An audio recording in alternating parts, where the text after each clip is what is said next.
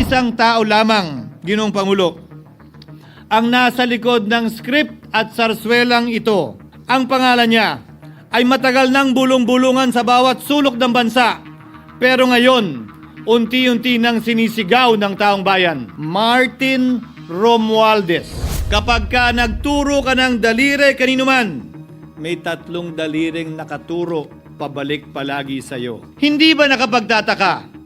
Bakit hindi sinasama si Martin Romualdez sa anumang investigasyon? DOJ man, NBI man, AMLAC man. Ganito ba katindi ang kapangyarihang hawak ni Martin Romualdez? Kung kayo ay kakampi ni Martin Romualdez, pues sumunod kayo sa gusto nila. Maniwala kayo sa mga sinasabi ng testigo niya na nagtuturo lamang sa mga senador. Huwag niyong payagang mabanggit man lang ang pangalan ni Martin Romualdez. Ako, Ginoong Pangulo, hindi ako kakampi ni Martin Romualdez. Kaya lalabanan ko siya at lahat ng panglilinlang niya. Hindi ako matatakot banggitin ng paulit-ulit ang kanyang pangalan, Martin Romualdez.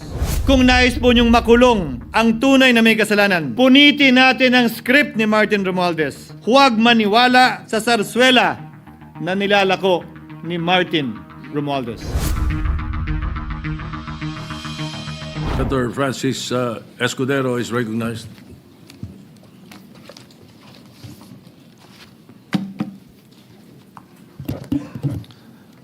Thank you, Mr. Senate President. Thank you, distinguished Majority Floor Leader. I rise to make a brief manifestation in response to the events of recent days. Ginoong Pangulo, meron po tayong kasabihan sa wikang Pilipino. Kapag nagturo ka ng daliri sa iba, may tatlong daliri na nakaturo palagi pabalik sa iyo.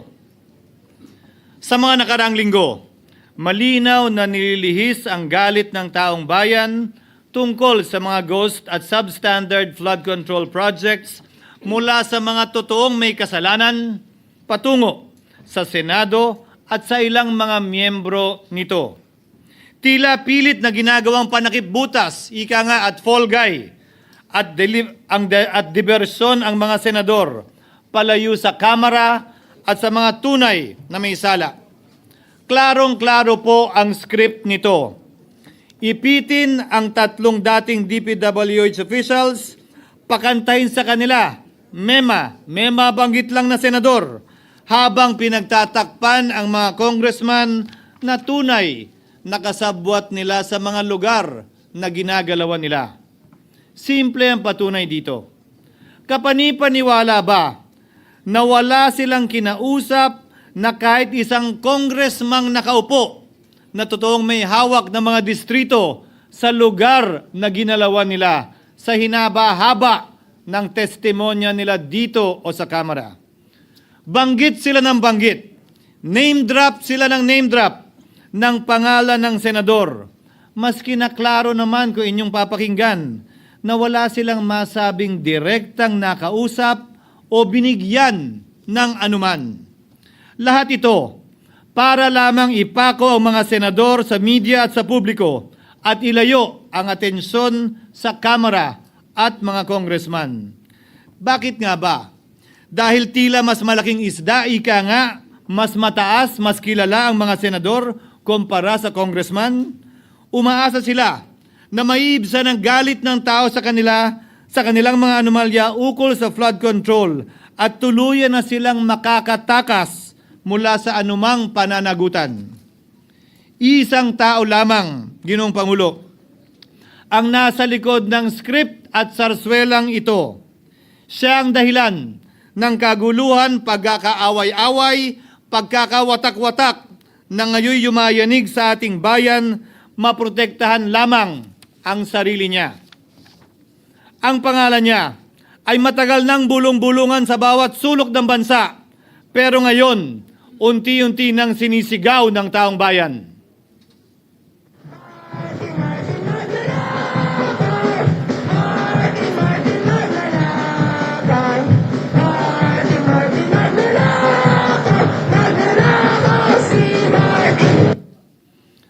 Pero Ginoong Ginoong Pangulo, minamahal kong kasamahan, bakit tila sa Kamara, dito mismo sa Senado, at sa ilang media, ay hindi pa din nila kayang sambitin ang pangalan niya? Pues, sasabihin ko, Martin Romualdez. Minsan ang binanggit ng mga diskaya ito mismo dito sa Senado, ang kanyang pangalan. Pero agad itong pinabawi nung humarap sila sa Kamara. Binanggit ni Master Sergeant Gutesa ang kanyang pangalan. Pero ultimo notaryo, natunto nila at pinabawi nila ang pagnotaryo. Buti na lang, huli na't nasabi na niya ang pangalan ni Martin Romualdez na pinanumpaan dito mismo sa ating Blue Ribbon Committee. Hindi ba't si Ginoong Gutesa hindi ba't si Sergeant Gutesa lamang ang bukod tanging testigo na walang kinalaman, hindi sangkot sa flood control issue, walang hininging immunity, deal o proteksyon kapalit ng kanyang pagtestigo? Siya ang kauna-unahang nagtestigo na personal na naghatid ng pera sa bahay mismo ni Martin Romualdez. Ang salaysay niya, Ginoong Pangulo, ay kumpirmasyon ng matagal nang isinisiwalat ni Congressman Chanco at Mayor Magalong kung sino ang ulo sa paglilimas sa kaban ng bayan na ating naririnig na rin. 13,803,693 with Congressman Saldico as proponent.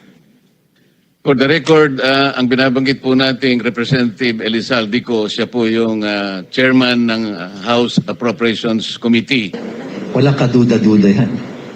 Ito nga, hirap na hirap silang banggitin pa yung isa sa mga mastermind nila dyan, si Saldico. Hirap na hirap pa silang banggitin. May isa pang mas mataas sa kanya? Hindi naman gagalaw yun kung walang...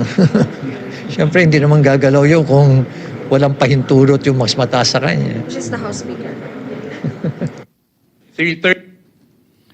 Ginoong Pangulo, pahintulutan niyo po ako magkwento ng konti upang patotohanan ang mga salitang ito. Taong 2023 nung tinalaga si Ginoong Kiko Laurel bilang kalihim ng kagawaran ng agrikultura. Bilang suporta sa kanyang mandato, tinanong ko noon ang isang simpleng katanungan sa budget process natin. Bakit mas malaki ang pondo ng flood control kesa sa agrikultura? Why is it that the budget for flood control is bigger than the budget of the Department of Agriculture or the agriculture sector as a whole? The fifth biggest allocation, not even a department, is flood control. And allocating a measly 31 billion for irrigation, for rice. Why? Pagkatapos po noon, tinulungan ko siyang bawasan ang flood control budget at idagdag sa 2024 budget ng Department of Agriculture. Aniya, tumawag daw sa kanya si Congressman Zaldico dahil pinapatanong daw ni Speaker Romualdez, bakit binawasan ang pondo ng flood control? Ngunit wala nang nagawa si Congressman ko dahil sinabi niyang pasayan ng Pangulo. Nung termino ko rin po bilang Pangulo ng Senado, maraming beses po akong tinanong ni Pangulong Bongbong Marcos tungkol sa panukalang budget para sa 2025.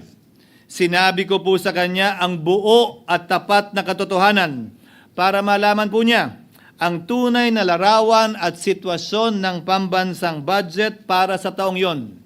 Ito marahil, Ginoong Pangulo, minamahal kong kasamahan, ang isa sa mga dahilan kung bakit pinag-utos ng Pangulo ang pag-veto at pag-for late release o FLR at pag-hold ng malaking bahagi ng budget nila. Marahil, isa rin ito sa mga dahilan kung bakit ninais ng Pangulo na matanggal si Congressman Zaldico bilang chairman ng House Committee on Appropriations dahil sa mga inilahad ko at marahil na-discover din ng Pangulo kaugnay sa 2025 budget. Hindi malayo, Ginoong Pangulo, na naganap din ang mga ito noong 2023, 2024 at mga nauna pang budget kung saan napakaraming ghost at substandard projects ayon kay Secretary Vince Dizon at ayon mismo sa talumpati ng ating kasamahan na si Senator Ping Lacson. Ngunit marahil ay walang naglakas loob na sabihin ang katotohanan kay Pangulong Marcos o magsumbong sa kanya kaugnay sa ilang mga bagay na ito bago ako. Nais ko din pong kumpirmahin ang sinabi ni Congressman Toby Chanco na ang pag-file ng impeachment complaint laban kay Vice President Sara Duterte ginamit na paraan ni Speaker Romualdez para mag-release ng pondo nila na naka-FLR or for late release bago mag-eleksyon. Maski na alam po niya na hindi po ito kayang talakayin ng Senado hanggang sa Hunyo pa mula nung simula. Ulitin ko, ginamit ni Martin Romualdez ang FLR at ang pangalan ng Pangulong Marcos upang itulak ang kanilang unconstitutional na impeachment complaint. Sabi nila, pumirma kayo dahil kung hindi lalabas ang pondo nyo na naka-FLR bago mag-eleksyon. Subalit, Ginoong Pangulo, hindi ito umubra. Hindi ito umubra dahil tinanggihan ito ni PBBM. Sinabi niyang walang ganyang uri ng usapan at sinabi niyang hindi niya gagawin yon. Kaya't hanggang ngayon, nananatili pa rin for late release ang mga questionableng pondo nila. And that is why, Mr. President, distinguished colleagues, at the height of the impeachment controversy and amidst the passion of some sectors to remove the Vice President at all costs, I urged prudence and level-headedness because I knew that greed and not accountability was the reason behind it. In the end, Mr. President, the Supreme Court vindicated us. The Supreme Court vindicated us by saying, among others, quote, "There is a right way to do the right thing at the right time. This is what the rule of just law means." Close quotations. Ginoong Pangulo, sinisi po sa akin ni Speaker Romualdez ang pagkakatanggal kay Congressman Zaldico. Sinisi po niya sa akin ang pag-FLR or for late release ng kanilang mga proyekto. Sinisi po niya sa akin ang pagkakadismiss ng impeachment complaint laban kay VP Sara na nakikita niyang makakatunggali niya sa susunod na halalan. Sinisi din niya po sa akin ang pagkakasira ng kanilang maitim na balakin sa 2025 budget na nagawa nila ng walang balakid na mga nagdaang taon. Ginoong Pangulo, naging tapat ako at ginawa ko lamang ang aking tungkulin. Kung ano ang tingin kong tama at nararapat para sa bansa at sa sambayanan. Subalit, sa kabila po nito, nagsimula na ang lahat ng bira, paninira at kaso laban sa akin at sa Senado. At ang nasa likod ng lahat ng ito, walang iba kung hindi si Martin Romualdez. Ika nga ni Mayor Magalong na ngayon lamang nakita ko sinisiraan na rin ngayon. Bakit ko ba nilabanan at binisto sila Speaker Romualdez mula noon hanggang ngayon kung kasabwat at kasapakat lang din nila ako? Hindi ko po gagawin yon. Ang nagsangkig ng tennis court ang nasabing gusali sinimulang pinatayo noong ika-6 ng Oktubre taong 2022 at ang kontraktor ang St. Gerard Construction na pagmamayari ng mga diskaya na nasangkot ngayon sa mga maanumalyang flood control projects. Dahil dito, kwenasyon ng ilan ang pagiging special advisor ni Mayor Benjamin Magalong sa ICI. Lalabanan ko ba yung anlalakas na yan, sila Speaker? Lalabanan ko ba yung mga mayayaman na yan? Kung ako'y bulok, I fought for what is right. Ano nga ba ang ginawa nila sa akin?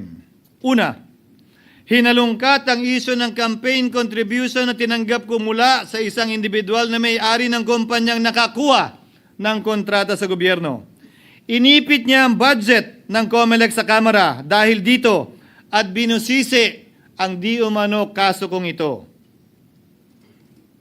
Subalit, Ginoong Pangulo, tulad ng sinabi ko sa simula ng aking talumpati, kapag ka nagturo ka ng daliri kanino man, may 3 daliring nakaturo pabalik palagi sa iyo. Anong nangyari? Hindi ba't biglang may lumabas na ulat ang PCIJ na ang dami naman palang opisyal, hindi lang senador, mas mataas pa ang tumanggap din ng ganung uri ng kontribusyon noong 2022 elections? Ang tanong ko ay simple. Kung legal at walang mali sa ginawa nila, edi dapat legal din at tama ang ginawa ko. Pero bakit ako lang ang iniimbestigahan tungkol dito? Higit pa doon, Ginoong Pangulo, hindi ba tayon kay Mayor Magalong merong 67 na miyembro ng Kamara na kontraktor? Ito po ay mga miyembro ng Kamara na may construction firm na nakakuha ng kontrata sa gobyerno.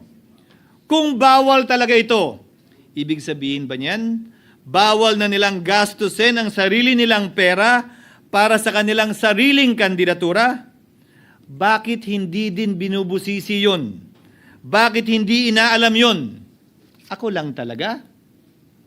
Pangalawa, inintriga ni Martin Romualdez ang dating liderato ng Senado dahil sa pagkakaupo at pagdinig ni Senator Marcoleta sa Blue Ribbon Committee dahil marahil sa pananaw niya ay hindi siya safe kay Marcoleta.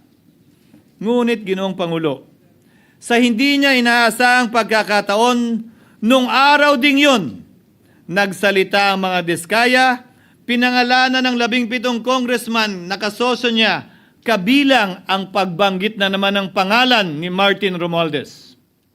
Karamihan sa mga kawani ng DPWH na nabanggit sa itaas ay paulit-ulit na binabanggit ang delivery ng pera ay para sa kay Saldico na dapat at least 25%. Si Kong Marvin Rillo naman ay ilang beses na binabanggit ang pangalan ni Speaker Martin Romualdez bilang kanyang malapit na kaibigan. Karamihan sa mga Isa na naman po itong patunay, Ginoong Pangulo. Kapag ka nagturo ka ng daliri sa iba, may 3 daliring nakaturo pabalik sa iyo.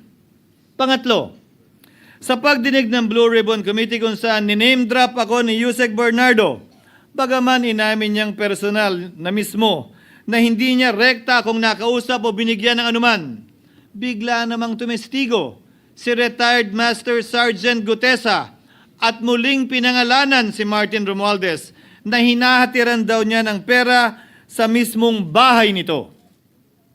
Ang bawat malita ay may lamang humigit kumulang 48 million pesos. Kalimitang dinadala sa bahay ni Congressman Saldico, ibababa lamang namin ay 35 malita para i-deliver sa bahay ni House Speaker Martin Romualdez. Gamit ang script niya sa pagturo sa akin, ayan na naman. May 3 daliring nakaturo palagi pabalik sa kanya tuwing ginagawa niya yan. Ulitin ko po for the record, Ginoong Pangulo, ang sinabi ni retired Master Sergeant Gutesa. 35 maleta ng pera na naglalaman na mahigit kumulang 48 milyong piso bawat isa o kulang-kulang 1.7 billion pesos sa isang delivery. Ay di umano hinatid niya sa iba't ibang bahay, sa iba't ibang pagkakataon ni Martin Romualdez. Subalit, sa kabila ng lahat ng ito, hindi ba nakapagtataka? Bakit hindi sinasama si Martin Romualdez sa anumang investigasyon? DOJ man, NBI man, AMLAC man. No ako po ay pinuntahan, no ako po ay dumalo sa imbitasyon ng ICI bilang resource person, binanggit ko at tinanong ko din ito sa kanila. Ganito ba katindi ang kapangyarihang hawak ni Martin Romualdez? Na bagaman hindi siya speaker, tila the name that cannot be mentioned pa din siya at nagagawa pa din niya ang nais niya kaugnay sa isang mapamiling hustisya o selective justice. Halimbawa, bakit ang daming kondisyon bago ipasok ang mga diskaya na nagpangalan sa maraming congressman sa witness protection? Pero pag si Alcantara, Hernandez at Bernardo, walang ganong kaparehong kondisyon. Bakit hiniling agad ang freeze order di umano para sa asset ng mga niname drop na senador? Pero maliban kay Congressman Zaldico na mukhang nilalaglag na nila, ni isang congressman walang request para sa freeze order. Pagdating naman kay Martin Romualdez na dineliveran ng bilyong piso sa bahay mismo niya, ang sabi ay, quote, "We will work on it lang." Bakit interesado ang lahat sa 6 na senador na idadawit di umano ni Bryce Hernandez na handang-handa tayong alamin sana kung sino-sino sila para mapagpiestahan natin sila? Pero nung sinabi ni Bryce na hindi pala senador, kung hindi kongresista lamang ang papangalanan niya, aba, biglang naglaho ng parang bula ang atensyon. Parang wala na nagtanong. Parang wala nang interes para alamin, sino-sino nga ba yung mga yan? Kung ako po yung tatanungin nyo, alam ko merong 6 na senador eh. May nagtatanong sa akin, bakit wala si Cheese? And my answer to that is, I'm almost sure, no, probably hindi mame-mention si Cheese simply because walang insertion doon. Si Sa Bulacan. Escudero, wala doon. Hindi po, Senator, yung laman nung computer ko. So fake news yun, ha? May 6 na senador na nunumbrahan mo daw. Mga congressman yung nasa computer mo. Yes, yung nasa computer ko po, congressman po. Okay, thank you.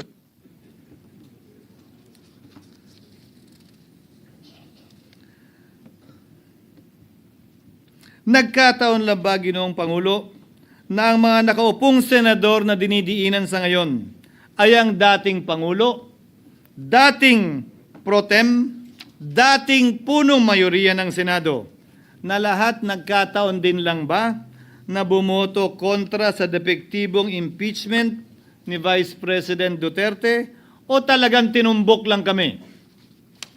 In other words, Mr. President, are we truly for transparency and accountability, or are we merely offering a politically convenient sacrificial lamb in an attempt to appease the rage of the people?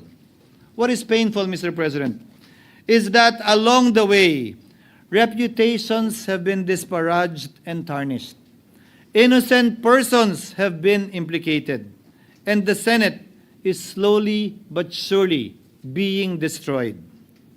Nagkataon lang po ba na ang lahat ng ito o ito'y sumusunod sa isang script, direksyon at basbas ni Martin Romualdez? Sa kanyang script na naglalayong ilihis ang galit ng bayan mula sa kanya at sa mga kasabwat niya at ituro ito sa Senado at mga senador. Ginoong Pangulo, ang script at sarswelang ito ay di uubra dahil napakalayo po nito sa katotohanan. Napakasama sa panlasa at tinitiyak ko sa inyo, hindi po ito matatanggap at lulunukin ng sambayanang Pilipino. I've been in public service for 27 years. I've never been accused nor charged with corruption. This is the sterling record which they are trying to tear down, and I tell you, they will not succeed. I will defend myself, Mr. President, against these malicious and false allegations. In fact, I have already filed and will be filing necessary and appropriate charges against my accusers and prove them wrong. And with the help of the Almighty, I will be vindicated and declared innocent, I am sure. Kaya ko po ipagtanggol ang sarili ko, Ginoong Pangulo. Ngunit, Ginoong Pangulo, sino po ang nagtatanggol sa ating institusyon? Kaya't ang aking tanging hiling po sana sa inyo, Ginoong Pangulo, at sa ating mga kasamahan sa Senado. Labanan po ninyo at huwag niyong pahintulutang ang mapamiling hustisya na lantarang nangyayari sa harap natin ngayon. For what is happening now is selective justice and mob justice. Members of the Senate have been thrown off a cliff before the court of public opinion in an attempt to mollify the people's rage, thereby covering up the real perpetrators and giving them a chance to get away. Mr. President, I will not allow justice to be weaponized against the innocent to protect the guilty. Because this corrodes the legitimacy of the law before our people's eyes. Wala pong naniniwala. Bagkus lahat nagtatanong, bakit walang congressman nakasama sa investigasyon? But what about the other congressmen in Bulacan? Why haven't they been questioned? Called out, yeah. You think that they do not know what's going on? Ginoong Pangulo, mga minamahal kong kasamahan, huwag po tayong sumunod sa script ni Martin Romualdez. Labanan po natin ang script na ito. Pasagutin at imbestigahan lahat ng niname drop at nabanggit, congressman man, senador man at iba pang opisyal, at dapat kasama dito si Martin Romualdez. Ginoong Pangulo, hindi ba natin nakikita na pili tayong pinag-aaway-away? Mayaman, mamamayan laban sa lingkod bayan, lokal laban sa nasyonal na opisyal, congressman laban sa kapwa congressman, at ngayon, senador laban sa kapwa senador, pamilya laban sa pamilya. Pilipino laban sa kapwa Pilipino. Ginoong Pangulo, tandaan po natin, mas madaling manipulahin at ang nag-aaway at nagkakawatak-watak na bansa. At ito ang eksaktong gusto nilang mangyari. Ito, sa aking paniniwala, ay bahagi pa din ng script at sarswela na nais palaganapin ni Martin Romualdez upang lituhin, guluhin, linlangin at sirain ang ating lipunan at bansa para lamang huwag siyang mabisto. Sana ay huwag nating payagang mangyari ito. Ginoong Pangulo, tulad ng sinabi ko sa simula ng aking talumpati, sa kada mapang-akusa at mapanghusgang daliri na ituturo ninyo sa inyong kapwa, lalo na kung walang basihan, merong 3 daliring palaging nakaturo sa iyo pabalik. Sana po, maging mapanuri tayo. Huwag dali-daling magturo at maghusga dahil lamang sa napakinggan. Huwag tayong sumabay, kumampi, at magpadala sa script at sarswela ni Martin Romualdez. Kung kayo ay kakampi ni Martin Romualdez, pues sumunod kayo sa gusto nila. Una, maniwala kayo sa mga sinasabi ng testigo niya na nagtuturo lamang sa mga senador. Pangalawa, ibuhos niyo ang galit niyo sa Senado at ng mga senador at palayo kay Martin at sa mga congressman. Pangatlo, pagdudahan at sirain niyo si Sergeant Gutesa na bukod tanging hindi nakinabang at walang bahid at hiningi anumang kapalit sa pagsabi ng katotohanan. Pangapat, huwag niyong payagang mabanggit man lang ang pangalan ni Martin Romualdez. Panglima, huwag niyong payagang ipatawag si Martin Romualdez sa anumang investigasyon. Pang-anim, huwag niyong payagang imbestigahan si Martin Romualdez at mga kasamahan niya saan mang lugar. Ako, Ginoong Pangulo, hindi ako kakampi ni Martin Romualdez. Kaya lalabanan ko siya at lahat ng panglilinlang niya. Una, papatunayan kung hindi totoo ang mga panggigipit at paninira ng mga testigo niya laban sa akin at mga senador. Pangalawa, tututulan ko ang paglilihis at diversyon na ginagawa niya palayo sa kanya at sa Kamara. Pangatlo, hindi ko papayagang sirain ang mga senador pag away-awayin tayo at sirain ang institusyon ng Senado. Pangapat, pinaniniwalaan ko at saludo ako kay Sergeant Gutesa at iba pang katulad niya sa paglabas ng katotohanan. Panglima, hindi ako matatakot banggitin ng paulit-ulit ang kanyang pangalan, Martin Romualdez. At ipaglalaban kong ipatawag at imbestigahan si Martin Romualdez at lahat ng kanyang mga kasangkot at kasama. Ginoong Pangulo, mga minamahal kong kababayan, kung nais niyong lumitaw ang katotohanan, kung nais niyong panagutin ang tunay na salarin, kung nais po niyong makulong ang tunay na may kasalanan, huwag ninyong kampihan si Martin Romualdez.